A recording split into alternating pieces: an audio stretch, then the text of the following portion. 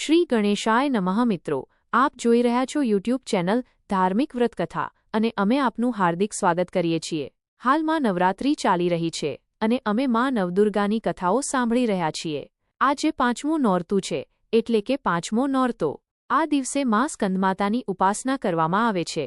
આ વિડીયોમાં માં સ્કંદમાતાની કથા, મંત્ર અને તેમની પૂજા વિશે માહિતી મળશે। એડિશનલી, માં સ્કંદમાતા કયા ભોગથી પ્રસન્ન થાય છે અને પૂજા વિધિ કેવી હોવી જોઈએ તે પણ જાણશો। જો આ વિડિયો આપને પસંદ આવે તો લાઇક અને શેર કરો। જો આપ આ ચેનલ પર નવા છો તો સબસ્ક્રાઇબ કરો જેથી આવનારા નવા વિડિયોની માહિતી તમને સમયસર મળી રહે। માં સ્કંદમાતા પંચમું નોરતું નવરાત્રી દરમિયાન નવદુર્ગાની ઉપાસના થતી હોય છે, જેનાથી શક્તિ પ્રાપ્ત થાય છે અને નકારાત્મક ઉર્જા દૂર થાય છે। નવદુર્ગામાં માં શૈલપુત્રી, બ્રહ્મચારિણી, ચંદ્રઘંટા, કુષ્માંડા, સ્કંદમાતા, કાત્યાયની, કાલરાત્રી, મહાગૌરી અને સિદ્ધિદાત્રીનો સમાવેશ થાય છે। પાંચમું નોરતું એટલે પંચમી તિથિ, જે બુધ ગ્રહ સાથે સંકળાયેલી છે। કુંડળીમાં બુધ ગ્રહની શાંતિ માટે પણ માં સ્કંદમાતાની પૂજા કરવામાં આવે છે। સ્કંદ એટલે ભગવાન કાર્તિકે, જે માં સ્કંદમાતાના પુત્ર છે। તેઓ માતાના ખોળામાં બિરાજતા હોય છે, તેથી માં સ્કંદમાતાની પૂજા કરવાથી ભગવાન કાર્તિકેયની પણ કૃપા પ્રાપ્ત થાય છે। માં સ્કંદમાતાને સંતાન સુખ આપનારી દેવી માનવામાં આવે છે।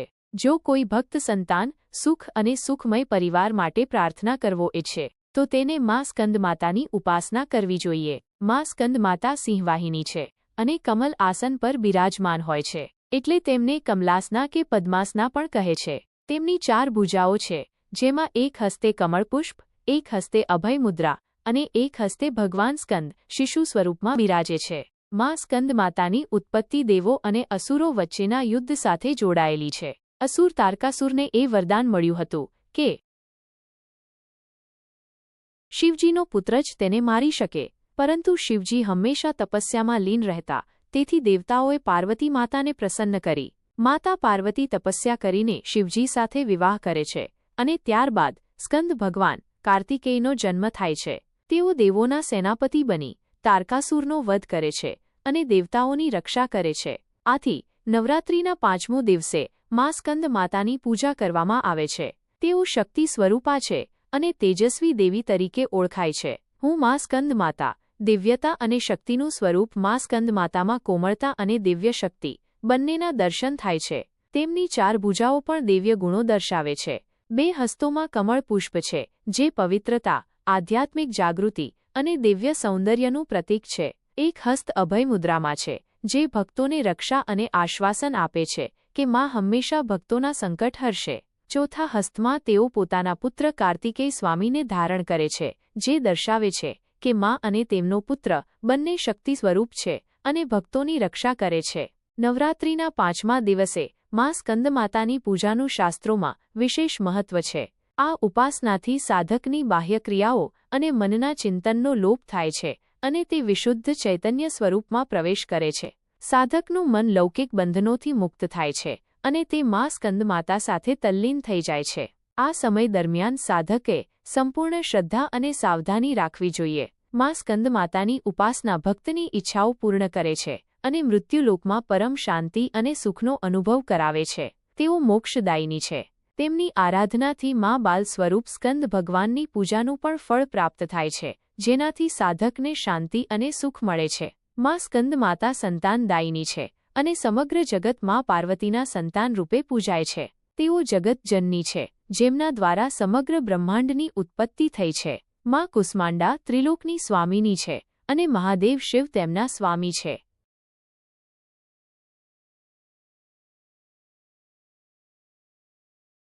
સ્કંદમાતા સૂર્યમંડળની અધિષ્ઠાત્રી દેવી ગણાય છે, એટલે જ તેઓ અલૌકિક તેજ અને કાંતિથી ભરપૂર છે। તેઓ સદૈવ ભક્તોની રક્ષા કરે છે અને અદૃશ્ય રૂપે પ્રભામય થઈ ભક્તોના કલ્યાણ માટે કાર્યરત રહે છે। તેથી એકાગ્ર ચિત્તથી, પવિત્ર હૃદયથી અને શ્રદ્ધા સાથે માં સ્કંદમાતા શરણ થવું ઉત્તમ માનવામાં આવે છે। જય માતાજી। માં સ્કંદમાતા આરાધના અને મહિમા। માં સ્કંદમાતાની ઉપાસનાથી દુઃખોથી મુક્તિ મળે છે અને અંતે મોક્ષ પ્રાપ્ત થાય છે। આજે માં સ્કંદમાતા માટે આ મંત્ર જપી શકાય। યા દેવી સર્વભૂતેષુ સ્કંદમાતા રૂપેણ સંસ્થિતા, નમસ્તસ્ય નમસ્તસ્ય નમસ્તસ્ય નમો નમઃ। હે માં, તમે સર્વત્ર વિરાજમાન છો. હું તમને વારંવાર પ્રણામ કરું છું. હે મહામાયા, જોગમાયા, તમે પાપોથી મુક્તિ આપનાર છો. હું તમારા ખોળામાં બિરાજમાન બાલ સ્વરૂપ કાર્તિકેયને પણ પ્રણામ કરું છું. માં સ્કંદ માતાની પૂજા વિધિ જેમ આપણે કુળદેવીની પૂજા કરીએ છીએ એ જ રીતે લાલ વસ્ત્ર પાથરી માં સ્કંદ માતા અથવા દેવી દુર્ગાનું પૂજન કરી શકાય. બાજોટ ઉપર માતાની મૂર્તિ અથવા ફોટો સ્થાપિત કરીને ધૂપ, દીપ અને નૈવેદ્ય અર્પણ કરવું જોઈએ. ભોગમાં કેળા ચડાવવા જોઈએ, કારણ કે કેળા ગુરુ ગ્રહનું પ્રતીક છે.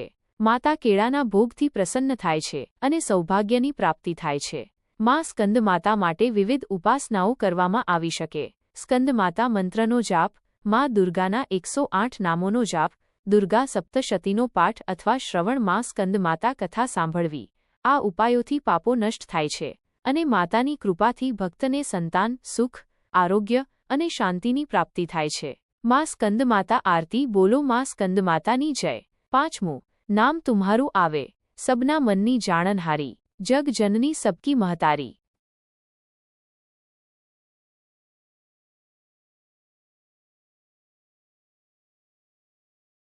આ આરતીમાં માં સ્કંદ માતા ભક્તોની સંભાળ લે છે, દુષ્ટ દૈત્યોથી રક્ષા કરે છે અને ભક્તોની મનોકામનાઓ પૂરી કરે છે. માં સ્કંદ માતાની કૃપા અને મહિમા. માં સ્કંદ માતા સૂર્યમંડળની અધિષ્ઠાત્રી દેવી છે. તેમની ઉપાસનાથી જીવનમાં યશ, કીર્તિ, ધન અને વૈભવ પ્રાપ્ત થાય છે. માતાની કૃપાથી પૂર્વ, પશ્ચિમ, ઉત્તર, દક્ષિણ અને બાકી બધા દિશાઓમાંથી રક્ષા પ્રાપ્ત થાય છે. જો સંતાન સંબંધી કોઈ સમસ્યા હોય તો પણ તેની ઉકેલ મળી શકે છે. માં મહામાયા, જોગમાયા, જગતજનની, કલ્યાણી છે. યા દેવી સર્વભૂતેષુ માતૃરૂપેણ સંસ્થિતા, નમસ્તસ્ય નમસ્તસ્ય નમસ્તસ્ય નમો નમઃ. મિત્રો, મને સાંભળવા માટે ધન્યવાદ. જય માતાજી. જય શ્રી કૃષ્ણ. રાધે રાધે.